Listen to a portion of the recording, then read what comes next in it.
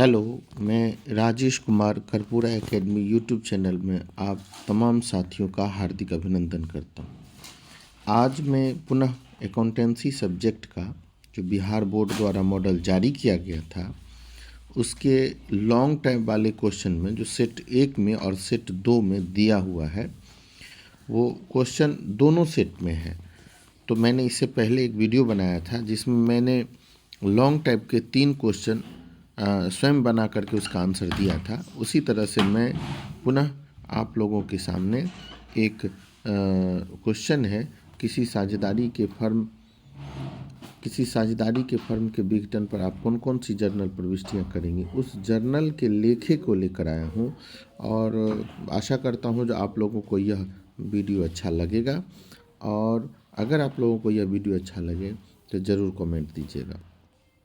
देखते हैं जो किसी साझेदारी फर्म के समापन पर कौन कौन से जर्नल के लेखे किए जाते हैं। तो उसमें यह लॉन्ग टाइप क्वेश्चन है।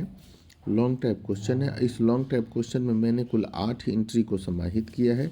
जो महत्वपूर्ण कुछ ऐसे भी जर्नल के लेखे हैं जो मैंने नहीं लिया चूँकि बहुत ज़्यादा बड़ा हो जाता।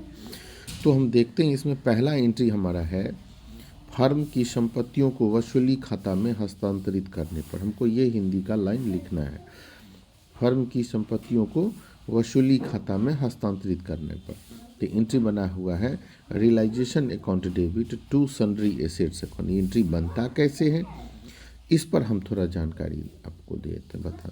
अब जैसे रियलाइजेशन का अकाउंट खोलेंगे, इसके डेबिट भाग में टोटल एसेट्स को लिखेंगे टू सन्ड्री एसेट्स।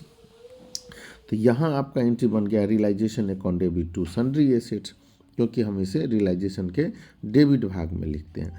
अब इसका नरेशन आप देख सकते हैं, being amount of sundry asset transfer to realisation account, being amount of sundry asset transfer to realisation account. ये आपका जर्नल एंट्री बन गया। अब पुनः हम लोग इसके बाद इसके दूसरे एंट्री पर आते हैं। अब यह दूसरा एंट्री क्या है, जब संपत्ति हम लोग पहले से चर्चा कर दी, अगर रियलाइजेशन अकाउंट का बात आता है, अगर रियलाइजेशन अकाउंट को हम बनाते हैं तो डेबिट भाग में हम एसेट्स को लिखते हैं, डेबिट भाग में एसेट्स को, तो क्रेडिट भाग में लायबिलिटी को लिखेंगे। डेबिट भाग में एसेट्स होगा तो क्रेडिट भाग में लायबिलिटी होगा। तो आप यहाँ पर देखिएगा एंट्री बनाए थे realisation account debit to assets account. तो यहाँ जब वह क्रेडिट में रहेगा तो एंट्री क्या बनेगा, liability account debit to realisation account. तो यहाँ देखिएगा लिखा होगा sundry liability account debit to realisation. चूँकि रियलाइजेशन के क्रेडिट भाग में सन्ड्री लायबिलिटी जाता है इसलिए रियलाइजेशन को यहाँ क्रिएट किया गया। तो हम लोग ये थोड़ा सा ध्यान देंगे, रियलाइजेशन अकाउंट पर फिर से हम एक बार जोर डालते हैं और रियलाइजेशन के क्रेडिट भाग में हम लोग सन्ड्री लायबिलिटी लिखते हैं, इसलिए एंट्री क्या बन गया, sundry liability account debit to realisation. चूँकि यह क्रेडिट भाग में लिखा जाता है रियलाइजेशन के, इसलिए रियलाइजेशन को क्रेडिट में लिखना है। यहाँ पर आप देख लीजिए। इसके बाद हम लोग आगे बढ़ते हैं बैलेंस शीट के लायबिलिटी भाग में। देखिएगा कभी कभी कुछ प्रोविज़न लिखे रहते हैं, यह आपको दिखाई देगा इन्वेस्टमेंट फ्लक्चुएशन फंड ये लिखे रहते हैं, या आपको देखिएगा जॉइंट लाइफ पॉलिसी फंड लिखे रहते हैं, या आप ऐसा देख सकते हैं जो एसेट साइड में अगर हम बैलेंस शीट में जाते हैं तो वहाँ जो डेटर्स नाम का एक मद आता है उसमें प्रोविज़न घटा होता है। इन चीज़ों से हम अवगत करा रहे हैं। इन चीज़ों का लेखा रियलाइजेशन अकाउंट के क्रेडिट भाग में होता है। जब रियलाइजेशन अकाउंट बनाएंगे तो इसके क्रेडिट भाग में होगा by reserve, by provision, by joint life policy, समझ गए। तो इन चीज़ों का लेखा रियलाइजेशन के क्रेडिट में होगा, इसलिए आप यहाँ गौर करके देखिएगा रियलाइजेशन क्रेडिट होगा और जितने मद हैं वो सारे मद डेबिट हो जाएंगे।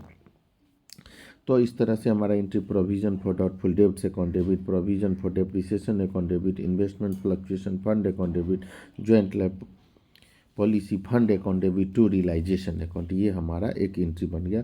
यहाँ दिमाग में ये रखना है जर्नल एंट्री बनाते समय जब भी आप बनाते हैं जो रियलाइजेशन के किस पक्ष में जाता है, तो जिस पक्ष में जाएगा रियलाइजेशन को वहाँ डाल देना। ये सारे मद क्रेडिट में जाएगा इसलिए रियलाइजेशन क्रेडिट में। इससे ऊपर आप देखिएगा, इससे ऊपर जो आप एंट्री बनाए थे इसमें भी रियलाइजेशन के क्रेडिट में लायबिलिटी जाता है, इसलिए उसको रियलाइजेशन को क्रेडिट कर दीजिए। इसमें संपत्ति डेबिट भाग में जाता है, इसलिए रियलाइजेशन को डेबिट कर दी। इस ट्रिक से आप इसको याद कर सकते हैं। अगर आपको याद करना है तो ये ध्यान में रखना है, संपत्ति डेबिट में जाता है तो रियलाइजेशन डेबिट हो जाएगा, यहाँ पर रियलाइजेशन डेबिट हो जाएगा। एसेट्स जो है वहाँ पर 2 में डाल दीजिए। आपको यहाँ पर देखना है सन्ड्री लायबिलिटी रियलाइजेशन के क्रेडिट में लिखा था, एक पक्ष तो क्रेडिट हो गया, इसके अपोजिट में सन्ड्री लायबिलिटी लिख दीजिए। फिर हम तीसरे एंट्री पर क्या आकर के बोल रहे हैं आपको, तीसरा एंट्री क्या बता रहे हैं। अगर हम तीसरे एंट्री की तरफ जाते हैं तो वहाँ पर देखिएगा रियलाइजेशन के क्रेडिट भाग में ये जाता है, रियलाइजेशन के क्रेडिट भाग में जाता है। तो यदि यह क्रेडिट भाग में जाता है तो वहाँ हमको दिमाग में रखना है, इसको हमको क्रेडिट कर देना है। तो इस तरह से हम लोग आगे बढ़ते हैं। इसके बाद हमारा है जो संपत्ति हमने रियलाइजेशन में ट्रांसफ़र किया था उसको बेचने का। तो जब हम इसको संपत्ति को बेचते हैं तो वह रियलाइजेशन के क्रेडिट भाग में लिखा जाता है बाय कैश या बाय बैंक। अगर कोई पार्टनर लेता है तो उस पार्टनर का नाम आप लिख सकते हैं बाय पार्टनर कैपिटल, ये ध्यान रखना है। तो संपत्ति की बिक्री दो तरह से होती है, जब नगद बेचा जाए तो कैश टू रियलाइजेशन या बैंक टू रियलाइजेशन लिखा जा सकता है। इसके बाद हम लोग देखते हैं अगर कोई संपत्ति को कोई साझेदार ले लिया, तब ये क्या बताए, नगद बिकेगा तो हमारे पास कैश आएगी, जो आती है उसे डेबिट करें। तो यहाँ कैश आ रही है तो कैश को डेबिट कर दिए। और जब यदि वो नगद नहीं बिक करके कोई पार्टनर लेता है तो फिर वहाँ पार्टनर कैपिटल का आप नाम लिख सकते हैं। तो वहाँ पर पार्टनर कैपिटल अकाउंट डेबिट, अब जैसे ए ने ले लिया तो यहाँ पर हो जाएगा A's capital account debit to realisation. इसके बाद हम लोग बढ़ते हैं दायित्वों का भुगतान करने पर। तो हम देखेंगे रियलाइजेशन के डेबिट भाग में दायित्व को भुगतान किया जाता है कैश या बैंक के रूप में। तो यहाँ पर रियलाइजेशन टू कैश हो जाएगा। हमने क्या बताया, रियलाइजेशन के जिस तरफ आप उसका लेखा करते हैं रियलाइजेशन को वहीं डालिए। रियलाइजेशन के डेबिट में करते हैं तो रियलाइजेशन अकाउंट डेबिट हो जाएगा। देख सकते हैं realisation account debit to cash account या बैंक अकाउंट। ठीक है, अब हम लोग अगली तरफ चलते हैं। साझेदारों के दायित्व का भुगतान, साझेदारों के द्वारा दायित्व का भुगतान करने तो realisation account debit to partners capital account. वहाँ पार्टनर का नाम आप डाल सकते हैं, वहाँ पर किसका नाम डाल सकते हैं, पार्टनर का नाम डाल सकते हैं। तो ये ध्यान रखना है, यदि हम लोग रियलाइजेशन बनाते हैं अगर उसका भुगतान डेबिट में होता है रियलाइजेशन अकाउंट के, तो रियलाइजेशन को डेबिट कर दीजिए। इसके बाद हम देखते हैं वसूली व्यय का भुगतान करने पर। वसूली व्यय का भुगतान करने पर क्या लिखा होगा, तो नगद भुगतान करेंगे या पार्टनर करेगा। फिर से बता रहे भुगतान किसी भी चीज़ का होगा तो रियलाइजेशन के डेबिट भाग में होगा टू कैश या टू बैंक के रूप में। तो रियलाइजेशन टू कैश यहाँ देख लीजिए नगद भुगतान करने पर। अगर कोई पार्टनर भुगतान करेगा तो यहाँ पर पार्टनर का नाम दे देंगे। जैसे हम यहाँ बता रहे ए के द्वारा भुगतान किया गया तो वहाँ पर realisation account debit to A's capital हो जाएगा। क्या हो जाएगा, एज कैपिटल। तो यहाँ पर पार्टनर का नाम है, नहीं नाम है, चूँकि ये तो हमारा थ्योरी का पार्ट है जिसको हमें लिखना होता है। तो यहाँ पर एंट्री हमारा क्या बन जाएगा, realisation account debit, realisation account debit और टू पार्टनर्स कैपिटल अकाउंट। समझ में आ गया होगा अभी तक। अब हम लोग अगले एंट्री पर चलते हैं, जो वसूली खाता बंद करने पर। अब जो रियलाइजेशन अकाउंट में सारा ट्रांसफ़र हो गया, अब जब हम ट्रांसफ़र कर लेते हैं तो वसूली पर लाभ होगा और वसूली पर हानि होगा। तो अगर लाभ हुआ ना तो realisation account debit to partner, चूँकि रियलाइजेशन अकाउंट के डेबिट भाग में लाभ को लिखा जाता है और लाभ जो होता है वो डेबिट भाग में लिखा जाता है। तो टू पार्टनर्स कैपिटल, यहाँ पार्टनर का नाम रहेगा, ए रहेगा, बी रहेगा। तो वहाँ पर हमको क्या लिखना है, realisation account debit to A और to B, realisation account debit to A और टू बी। तो इस तरह से हम यहाँ देख सकते हैं, यदि यहाँ पर रियलाइजेशन अकाउंट डेबिट अगर लाभ रहेगा तो पार्टनर का नाम दिया रहेगा तो वहाँ पर ए लिख देंगे, बी लिख देंगे।